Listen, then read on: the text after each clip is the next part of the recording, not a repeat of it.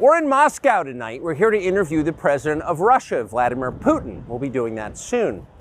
There are risks to conducting an interview like this, obviously, so we thought about it carefully over many months.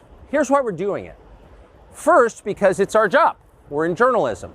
Our duty is to inform people.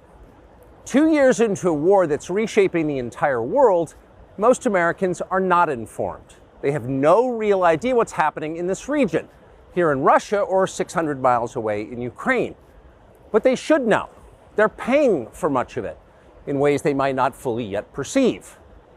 The war in Ukraine is a human disaster. It's left hundreds of thousands of people dead, an entire generation of young Ukrainians, and it's depopulated the largest country in Europe.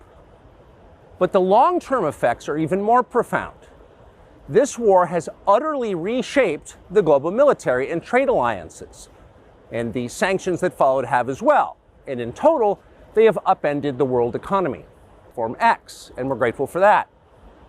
Western governments, by contrast, will certainly do their best to censor this video on other less principled platforms because that's what they do. They are afraid of information they can't control.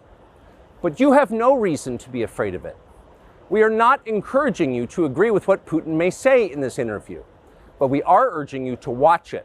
You should know as much as you can, and then, like a free citizen and not a slave, you can decide for yourself. Thanks. And leak the contents to their servants in the news media. They did this in order to stop a Putin. First, because it's our job. We're in journalism. Our duty is to inform people. 2 years into a war that's reshaping the entire world, populations of the English-speaking countries seem mostly unaware. No idea why Putin invaded Ukraine or what his goals are now. They've never heard his voice. That's wrong. Americans have a right to know all they can about a war they're implicated in, and we have the right to tell them about it because we are Americans too. Freedom of speech is our birthright. We were born with the right to say what we believe.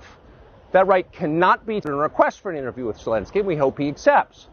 But the interviews he's already done in the United States are not traditional interviews. They are fawning pep sessions specifically designed to amplify Zelensky's demand that the U.S. enter more deeply into a war in Eastern Europe. Their media outlets are corrupt. They lie to their readers and viewers and leak the contents to their servants in the news media. They did this in order to stop a Putin interview that we were planning. Last month, we're pretty certain they did exactly the same thing once again.